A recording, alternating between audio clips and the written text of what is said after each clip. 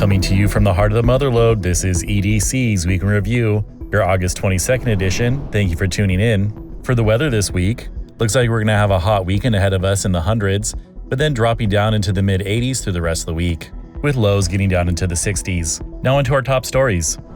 Coyote fire chars South County.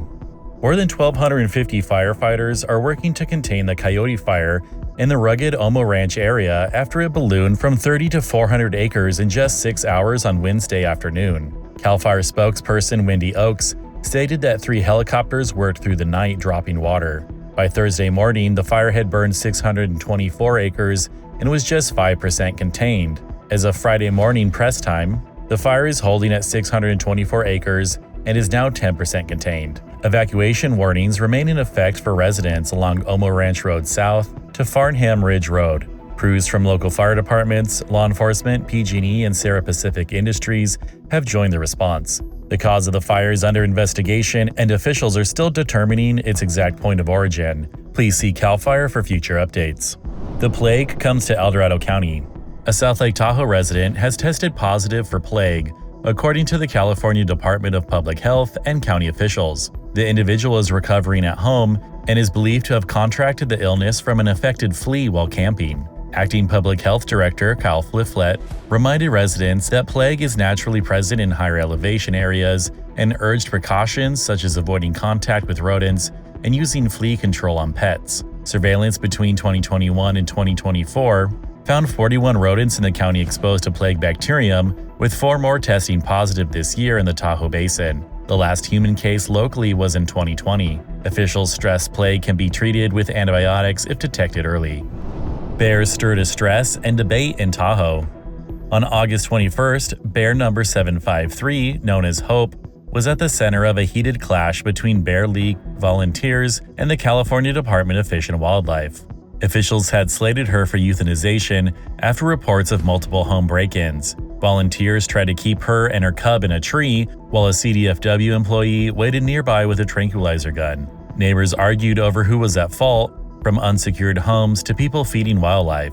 Council member David Jenkins and local police intervened, urging talks with state officials before any lethal action is taken. Just days earlier, another Tahoe bear, nicknamed Fuzzy, was found by deputies behind the county of the Camp Richardson ice cream shop, apparently drawn to the strawberry ice cream. Deputies guided the bear back outside with minimal damage. The 2 encounters underscore the growing tensions in Tahoe's struggle to balance public safety with bear preservation. Prison for car thief and murderer denied.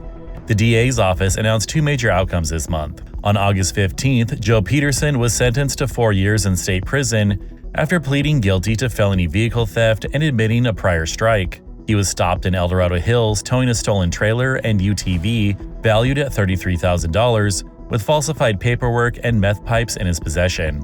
Prosecutors successfully opposed his bid for mental health diversion, with Deputy DA Yvonne Flores credited alongside Sheriff's Deputy Zerke for the case. A week earlier, Flores also represented the office in opposing parole for Teodoro Perez, who is serving 15 years to life for the 2006 murder of his wife.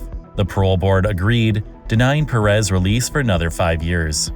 DA Pearson accuses Newsom of defying voters. District Attorney Vern Pearson sharply criticized Governor Gavin Newsom this week, accusing him of repeatedly attempting to override voter decisions. In a social media statement, Pearson asked, "Is Governor Newsom once again trying to defy the will of Californians?" He pointed to his co-authored Proposition 36, a 2024 ballot measure that increased penalties for certain theft and drug crimes, which was qualified by local Representative Kevin Kiley. Despite passing with 68% voter support, Newsom opposed the measure. Pearson tied this opposition to Newsom's push for mid-cycle redistricting, which would bypass the voter-approved Citizens Redistricting Commission. He charged that the governor is attempting to mask failures on unemployment, homelessness, and addiction while undercutting voters who re-elected Kiley over a former Newsom aide by seeking to reshape District 3, which covers much of the county. Pearson urged rejection of leaders who defy the will of the electorate.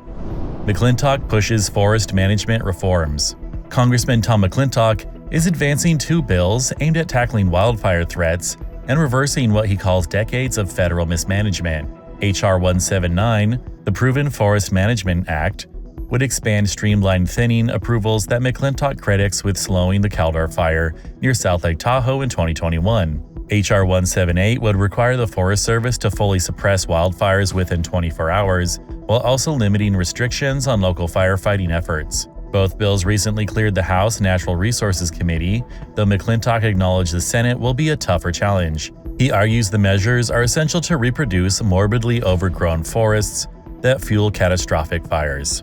And now for some news nuggets. The El Dorado and Georgetown Divide Resource Conservation Districts offer free hazardous tree removal for Caldor fire-affected properties. Please see the show notes for links. The County Board of Supervisors will hold a public hearing on August 26th to review a proposed affordable housing project adding residential floors to a commercial building in Diamond Springs. The 7th annual El Dorado Hills Brew Fest on September 6th has moved to Town Center, showcasing regional breweries and wineries. Get your tickets now. Placerville Police Department's app and online services now offer vacation house checks, crime reporting, and rave alerts, enhancing resident safety and engagement.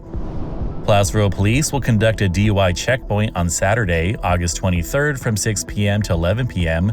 to reduce impaired driving, funded by a state traffic safety grant. And on to our closing stories. Apple Hill opens with best crop in years. Apple Hill growers are calling this season one of the best in decades as orchards open for the fall harvest. Farmers credit a mild summer with producing crisp fruit and blemish-free skins. Chris Delfino of Delfino Farms called it his best crop in 30 years, while High Hill Ranch expects to sell 1 million pounds of apples before Christmas. About 15 farms are already open, with all 48 expected to welcome visitors by Labor Day.